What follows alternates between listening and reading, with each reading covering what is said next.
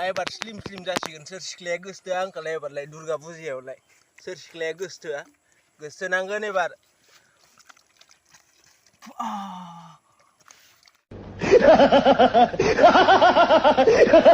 welcome to हारिमु blog YouTube channel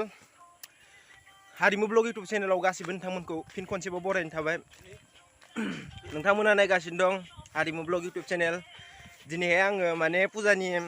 मोखांफोरखौ एसे फेसवासफोरजों साफा खालामदों आरो नाबा जोंखौ सिख्लाफोरा नायनाय नङाना ओमफ्राय गस्लाबो गांसे गोदान लाबोदो ओमफ्राय नोंसोरनो मा खालामगोन आं दा खोथालांसै ओमफ्राय नैजो जोंहा नै सेंग्राफोर दं जाहैबाय दै बथल नैबे जाहैबाय गस्ला नैबे जाहैबाय रुको जरा सबर करो बोला धक्का बुक्की नहीं करने का आराम से लेने का हाँ हिमालयान गाइस मोननै गस्ला गोदान गानना नायनोसै माबायदि जायो र'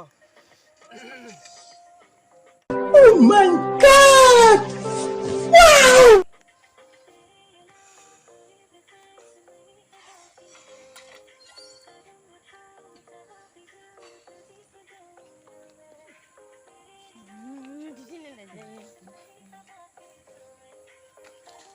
Handsome नुदों दा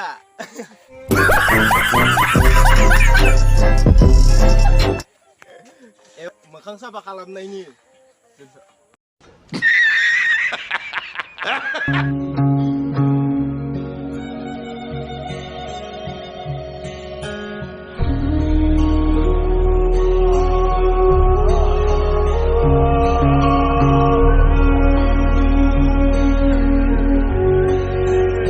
गाइसमोन ओमफ्राय नै आं मोखांखौ खनसे दै फिसिग्रोना लानोसै आरो सुग्रोनानै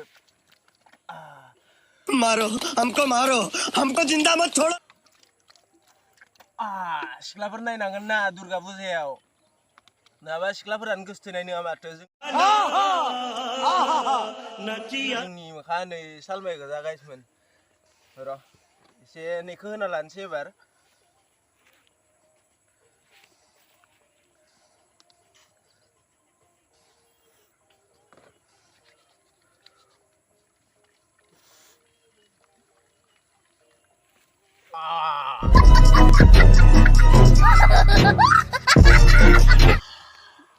फट' केप मोनसे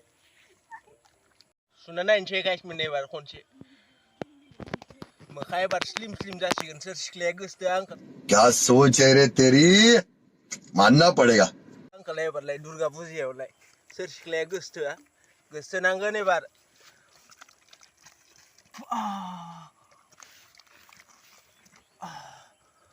3 मिनिटसो मोखांखौ रानखांग्रोनो होनोसै नै आंना मोखाङा रानखांबाय आरो होमबा मोखांनि स्किनखौ एसेबाबो जोंनाय नुवाखैथ' गाइसमोन ओमफ्राय सिख्लाफोरा होमबासो फसायगोन दा इदि जाब्बा जुब्बा थांबाथ' फसायनाय नङा सिख्लाफोरा दुर्गा फुजायाव थांबाथाय सासेसो फसायनायनि खोथा दंना सिख्लाफोरखौ होमबा दिनैनि भिडिअखौ बेखिनियावनो दोनथ'नाय जासिगोन